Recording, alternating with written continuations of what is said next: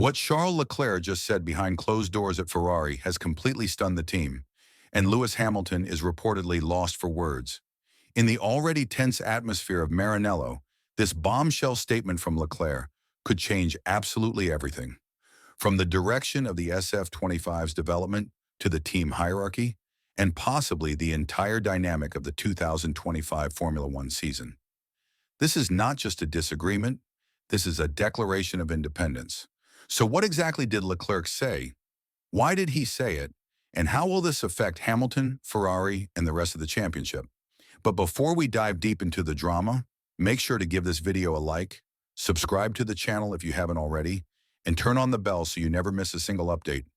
According to Corriere dello Sport, one of the most respected publications in Italy, Charles Leclerc has told Ferrari that he is officially going his own way when it comes to the SF25. No longer will he follow the guidance coming from Lewis Hamilton's side of the garage. No longer will he adapt his driving to match a philosophy that he feels doesn't suit him. From now on, he will follow a completely different path. This isn't speculation. This is a direct report based on internal conversations between team principal Fred Vasseur and the top technical leadership within Ferrari. The statement came immediately after the Japanese Grand Prix, a race where, once again, Ferrari showed flashes of potential, but ultimately came up short. Because what Leclerc is doing here is not just pushing for a different setup, he is breaking ranks, and that has massive implications. Ferrari have reportedly been leaning heavily on Lewis Hamilton's input since his high-profile switch from Mercedes. According to Corriere dello Sport, the engineers and management have been hanging on Hamilton's every word, treating his feedback as gospel in an effort to finally build a championship-winning machine. But the results so far? They speak for themselves. Ferrari are currently fourth in the constructors' standings. Hamilton's best Grand Prix result is ninth. His only real success came from a sprint victory in China. Leclerc, meanwhile, has consistently outperformed him in race conditions, including a strong P4 finish at Suzuka, which remains Ferrari's best Grand Prix finish of the season. And that's where the story begins to boil. Behind closed doors on the Saturday night after qualifying in Japan, Leclerc reportedly sat down with Vasseur and Ferrari's technical directors and said, "I'm going my own way." He made it crystal clear that he no longer wishes to align his car development with Hamilton's. In fact, he's preparing to take an entirely new direction for the Bahrain Grand Prix, one that reflects his driving style, his preferences, and his vision for how the SF25 should evolve. This move comes at a critical time. Ferrari are currently preparing a major upgrade package for the SF25, specifically a new floor designed to improve balance and drivability. However, there is disagreement within the team about when it should be introduced and which direction the setup philosophy should follow. Ferrari is now more uncertain than ever, and the choices made in the coming weeks could define not just the outcome of their 2025 season, but the future of the team itself. Hamilton, for his part, is unlikely to remain silent if he feels that his influence is being diminished or that the team is favoring Leclerc's voice over his own.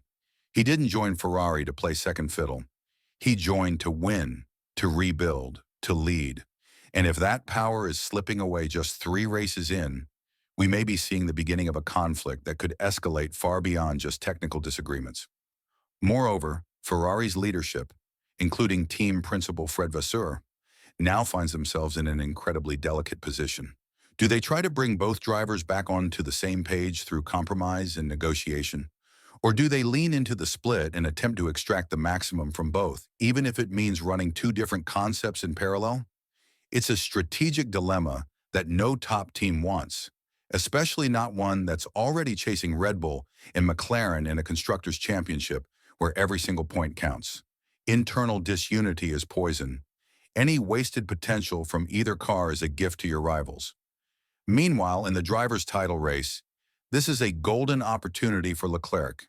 He's got momentum, he's shown consistency, and he's clearly determined to shape the future of this car around his driving DNA, no matter who's in the garage next to him.